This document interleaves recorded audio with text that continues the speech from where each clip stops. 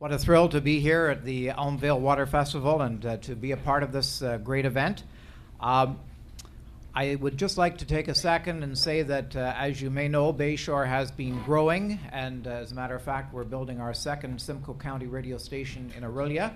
And I would like at this time to introduce just a few of the people from Bayshore. Ron Funnell, if you'd stand. Ron is the general manager of the new Sunshine 89.1. And he is also sales manager for Orillia and Wasaga Beach. And Rick Ringer is operations manager for Bayshore East, which comprises our Simcoe properties. And Deb Shaw is vice president of promotions for Bayshore and general manager of our station in Wasaga Beach. And Deb has worked very hard on all of our environmental initiatives, and certainly including this partnership with the Elmvale Water Festival and also with this new Simcoe County Environmental Award. And you've also already met Catherine Thompson of the Bayshore Broadcasting News Center, the award-winning news center, and she's one of the young people who have won an award for her feature. And just in passing, that award typically goes to CBC stations or perhaps 680 in Toronto, because those are all news operations. And for a little radio station in Wasaga Beach with a small staff, to be able to win a feature award is really amazing, and I'm so proud of Catherine.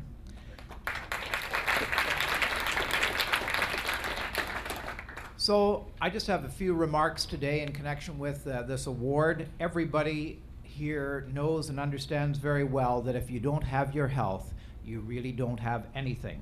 And the corollary is that if Mother Earth loses her health, then we aren't going to have ours. I believe that here, living on Georgian Bay, we place an enormous premium on environmental integrity. It is what attracted most of us here, it is what keeps us here, and it is what can sustain us here, but only if we're passionate and proactive. And today, we're so privileged to have with us a man of passion and action who has blazed a new trail in Georgian Bay, a trail of preservation, education, and conservancy. Bob Whittam is really the quintessential Renaissance man, and we could be here half the afternoon if I delved into the half of his interests and accomplishments. So what I'm going to do is zero in on his contributions to the environment. Bob studied biology and avian ecology at York University in Toronto and Bishop's University in Lennoxville, Quebec. He has held many positions as a biologist and naturalist. In 1968, he was warden at the Long Point Bird Observatory, where he developed his lifelong interest in birds. Next, it was the Royal Ontario Museum, where every spare minute found him in the ornithology department, which wasn't his department. Then he was the chief park naturalist with Parks Canada, followed by a stint with the Ontario Ministry of Natural Resources, and in 1972, a move to the Canadian Wildlife Service.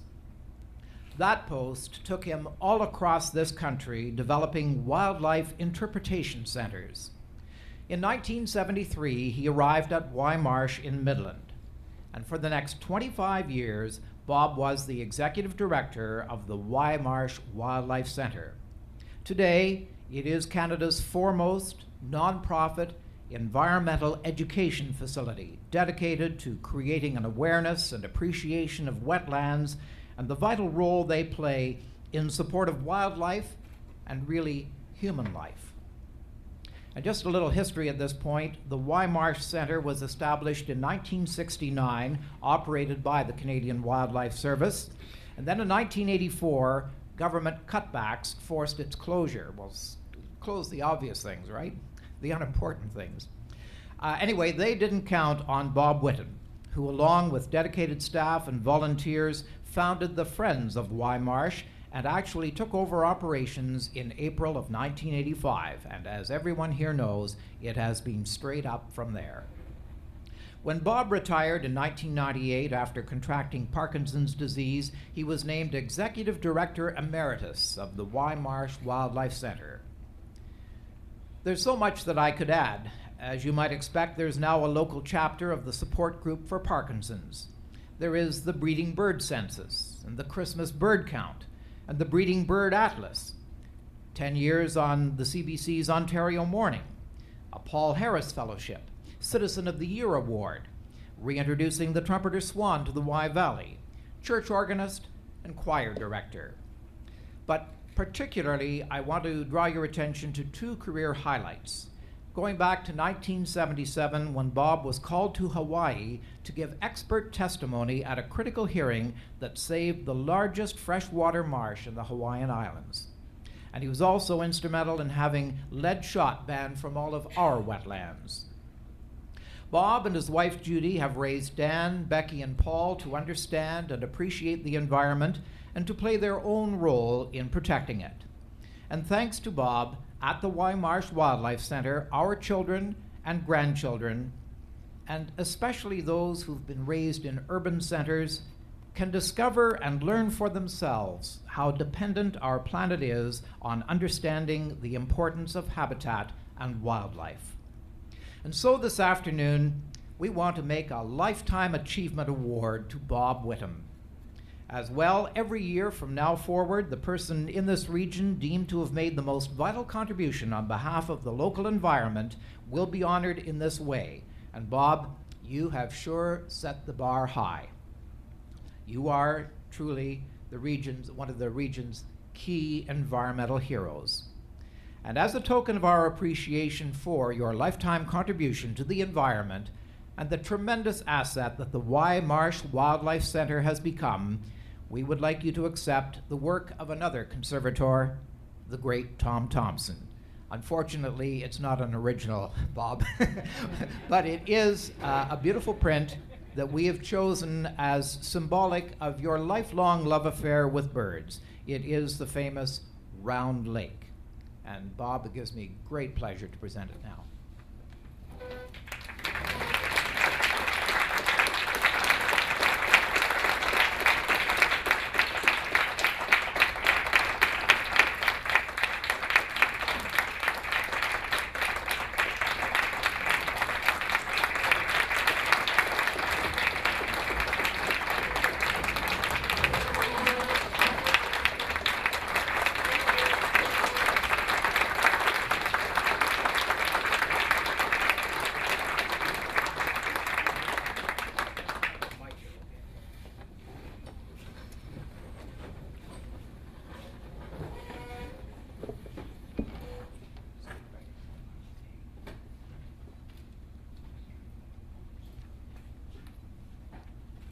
Thank you so very much. It's difficult to know what you're going to be like when you have Parkinson's, because 1 hour changes to the next and you lose your voice, and sometimes have your voice, so I won't lose it, but if I do, I'll call on Judy to help me. But it is indeed an honor to receive this award, and one that I don't take lightly. Can you hear me? There are many, many people in Simcoe County who have done exceptional work for environmental causes. Think of the work led by Steve Ogden in the case of Site 41. Keith Sherman for his remediation work for water quality, and with the Southern Sound RAP and the Southern Sound Environmental Association. The wetland education efforts of the MTM group in nearby Tiny Marsh and Wye Marsh, and the Zero Waste Simcoe initiatives in the county. I also think of the late environmentalist and Simcoe County naturalist Fran Westman, the mother of the marsh, and Ott Devitt, author of The Birds of Simcoe County, who was a pioneer in environmental causes. And the late philanthropist and also a naturalist of some sorts, Howard Hartog. Fran would have been my choice for my pick, but many of the followers, including my good friend Bob Bowles, have also been environmental stewards in Simcoe County. And with the keynote speakers such as Maud Barlow last year and Bob Sanford and others, it is indeed a special privilege to be here.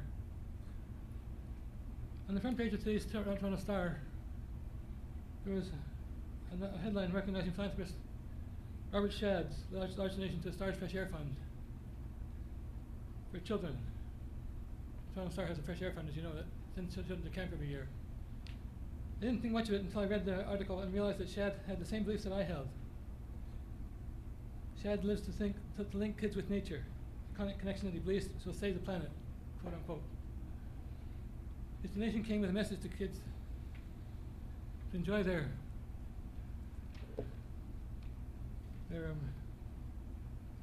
themselves in the outdoors and never to lose their passion for nature. He believes that our lifestyle has been beaten out an innate love of nature out of children. And Shad's basic philosophy is one that I share, and it is that if you introduce children to nature, a bond develops, and the child will develop an ethical connection between habitat preservation and use of the planet. And environmentalist is born. I was so impressed with his attitude that I had to share it with you. It's in today's Star. It's really quite interesting. I always thought that I was just doing what I enjoyed doing most when I worked at the Wildmarsh Wildlife Center for the Canadian Wildlife Service and for friends at Wildmarsh.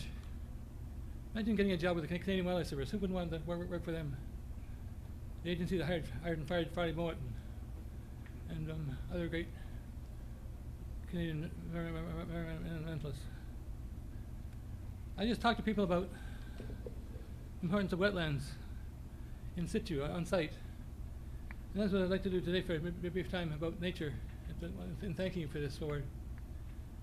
In May, Judy, my daughter, Becky, and I, my wife Judy and I, and Becky, attended the 50th anniversary of the Long Point Bird Observatory, where I was born in 1968. And the keynote speaker was also a well-known philanthropist and artist, Robert Bateman, who was a strong supporter of the LPBO and a very spry 80-year-old. His talk was an inspirational one, which also had a message about the importance of nature study and exploration for children, especially in this electronic age when so many young people and older folks too are sitting in front of their computers, as we all do. Bateman noted that there were two things that kids love to do if they're allowed. One is art and the other is nature. Children just love these pastimes. But sadly, our world is not stressing their importance anymore. Well, I'm not an artist, so I will stick with the word about the importance of nature studies through environmental and outdoor education. When I was younger, and I suspect that this is true of all boomers, we would rather be outside than inside, anytime. I grew up in a cottage in Muskoka, and I would spend hours visiting the Oogly Poogly Swamp, a place that we named, a wetland we named, my father named. And it was in a deep forest behind our place. There were beaver there and birds, and lots of birds, dragonflies and trilliums, and even a butternut tree, which was unusual at the time. There's a winding path that led to the swamp, and it was clogged with interesting things that we could examine, collect, and bring back to the cottage. This is where I saw my first Blanding's turtle. There, I learned was named after an old herpetologist, Bill Blanding. Everybody knows about Bill Blanding, I'm sure. And my best friend is a herpetologist and who now lives in Gibsons, BC, but who as a younger person explored the woods and ravines around Belleville and Ottawa looking for Blanding's turtles and other herptiles. Those foul and loathsome creatures, they're also foul and loathsome if you take a look at them. And what's so different about the way that we were brought up then? Well, as children, we were not allowed to, we're not only allowed to, but we were encouraged to explore the natural world. Cardboard classroom facilities were not enough, and the internet and computers were not even born. A BlackBerry was something that you had on the path to the Oogly Poogly Swamp. Today, young people can tell you about the disappearing Amazon rainforest, but they cannot tell you anything about great tree frogs or the Canada warbler, which live in their backyards. Computer games have replaced a walk in the woods, and the bond between children and nature does not exist the way it was when I was younger. This does not make me any better or any worse than anybody else, but it is a fact. And as Richard Love points out in his book, Last Child in the Woods, a growing body of research links our mental, physical, and spiritual health directly to our association with nature in positive ways. Several of these studies suggest that thoughtful exposure of youngsters to nature can even be a more powerful form of therapy for attention deficit disorders, just as children need good nutrition and adequate sleep. They may very well need a connection with nature. End of quote. Well, to conclude, I suspect that most in this room have tasted a bit of nature at an oogly poogly swamp. I hope you have. I suspect that you have also regretted the amount of time that you spend watching a computer screen when you could be watching black birds back in the swamp. So what's the point of all this at this 100-mile luncheon? I believe that we're going to be successful in decreasing our carbon footprint, at decreasing global warming, at thwarting the future attempts at creating a Site 41 somewhere, and at keeping our water clean. And we need the help of our children. We can't do it alone. We are screwing up the environment at an alarming rate. And there's hope for the next generation, I suggest to you. I suggest that it lies in our oogly poogly swamps at places like Piney Marsh and Wye Marsh, and throughout Simcoe County and other places. Take a child for a walk, and leave the blackberry at home. Pick up a frog or a turtle or a snake and visit the local woodlot. The long-term benefits will astound you and will make the Water Festival and other environmental projects easier to appreciate, understand, and sell. It's simple. It is simple. Just reunite children with nature, and the next generation will do what we are failing to do. Keep our natural world alive. The most impressive water program in Simcoe County is the work of the Severn Sound Environmental Association, I think. I think that their work should be heralded through Keith Sherman's efforts and his staff. There is such an appropriate time for this luncheon because 2010 is the International Year for Biodiversity. We are linked ecologically with our animals and plants worldwide. This is the diversity of life. Bio means life. This is the diversity of life. Biology stands for the study of life, and biodiversity is the variety of life on Earth. In Canada, we've recorded over 71,000 species of plants and animals, not counting the viruses. Overall, we have fewer species than tropical countries, but we are unique species adapted to cold climates, such as the legendary free-ranging large mammals like the wolf and the polar bear and the coyote and caribou. But in Simcoe County, we have an excellent cross-section of plants and animals that characterize central Ontario. Did you know that great egrets, for example, nest in Simcoe County on Nottawasaga Island off of Collingwood? They nest there, and they've been recorded in the Azores Islands, so the Azores have a connection with Georgian Bay. Imagine that. This is what nature does to you. It gives you an appetite for things like that. The biodiversity of Simcoe County is awesome. There are more than 30 species of reptiles and amphibians in Simcoe County, more than 200 species of nesting birds, more than 60 species of mammals, and more than 100 species of fish, and more than 60 species of butterfly, more than 100 species of dragonfly, more than 100 species of butterfly, and thousands of other insects and plants. They all share the Simcoe County with us, and together we comprise the biodiversity of the area. So who cares? What you do with your presence today, and you honor me with your award. The places you used today are more than just the plates used today are more than just a symbol of the 100-mile meal. They're an important part of our future on Earth. Do you know that the first nursing colony of silver-haired bats was found in Simcoe County? Well, who cares? But we do. On the negative side, did you know that the last passenger pigeon was seen in Penetang in 1902 in Simcoe County? So there's pros and cons in the past and pros and cons in the future. But this is biodiversity, and it is an ecological lesson for us. When we say that we must save the ecology, we don't really mean to save the science, but we mean to. Ecology is the science of biodiversity. Ecology is really the science of biodiversity. Help to improve the environment, will you? Take a child for a walk in the woods. We can all be philanthropists of nature by giving our love of natural history to the next generation. Thank you, and enjoy your day.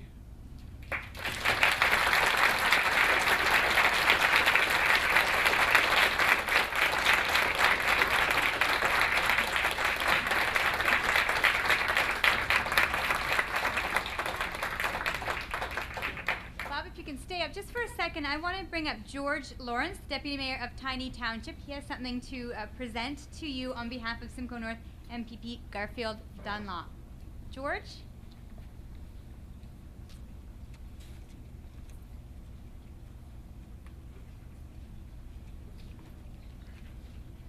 Yes, hello everyone. Very honored to be here today. This is a special event. It's incredible that all these people that have been involved in the conservation of water, Dr. Shotek, Steve Ogden, all these people that have been involved. I've been personally involved myself as a Site 41 opponent. I come and I see a gentleman here, and I think I was at this for about 15 years. This gentleman's been fighting this for 40 years. I mean, what an achievement. When I was young, and I guess people about 50 years old can remember the days when we took water for granted. We never believed we'd see the day when we paid for water. When I grew up in the city of Toronto, they had tankers going down the streets with chutes out the side, and we washed the streets with this precious resource that we have. And now we're buying water. We're having to preserve it, and I think it's just great that a gentleman like this is so environmentally conscious that we can give him a chance to say thank you for his efforts today. And my job here today, unfortunately, Simcoe MPP Garfield Dunlop, on behalf of the province of Ontario, was unable to be here. He was here earlier in the day. He had other commitments, but I would like to say to Bob Whitten, on behalf of the government of Ontario, it is my pleasure to congratulate Bob. As your Member of Parliament for Simcoe North, I would like to extend congratulations to you for receiving the first annual Simcoe County Environmental Award presented by Bayshore Broadcasting.